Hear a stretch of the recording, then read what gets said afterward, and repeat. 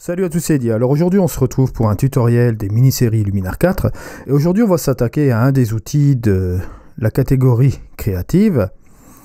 Alors on va commencer par la fin et on terminera bien entendu par le premier outil.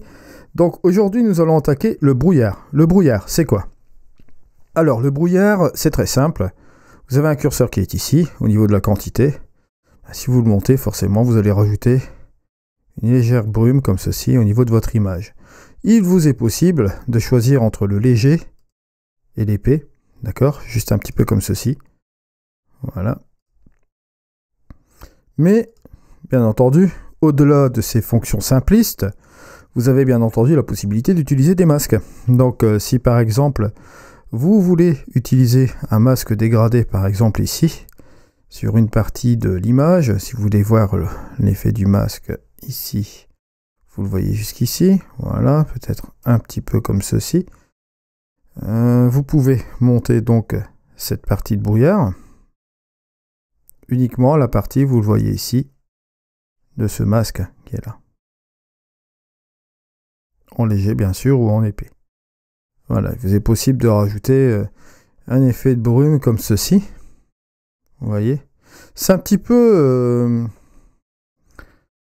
cet effet-là, vous pouvez l'ajouter justement sur cette partie de ciel-là, un petit peu comme la brume atmosphérique que vous pouvez trouver dans le remplacement de ciel, dont je vais parler pour la mise à jour.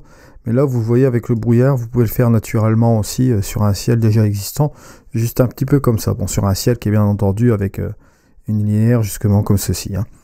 Bon, bien entendu, on peut aussi appliquer d'autres masques. Là, vous pouvez bien sûr effacer ce masque, voilà. Vous avez d'autres masques aussi, bon le masque radial, bon là ici en l'occurrence, ce qu'on peut faire, on peut faire aussi un petit truc assez sympa, vous allez voir, hop, si je vais faire ça,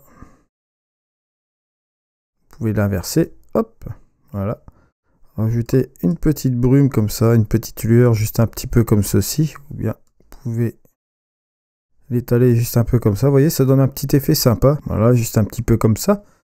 Donc c'est pas trop mal, ça vous permet de rajouter quelque chose aussi comme ceci. Hein. Donc on pourrait très bien aussi le faire à l'inverse peut-être. Hein. Parce que vous avez la lueur qui est juste comme ceci, et la faire partir là. Et hop, faire revenir une petite lueur, vous voyez, assez sympatoche comme ça. Comme ça vous donne une petite idée de ce que vous pouvez faire aussi, même l'agrandir. On pourrait très bien utiliser le léger. Vous voyez, juste un petit peu comme ceci, et réduire un peu ce brouillard. Vous voyez, pour rajouter une petite lueur comme ça, comme ceci.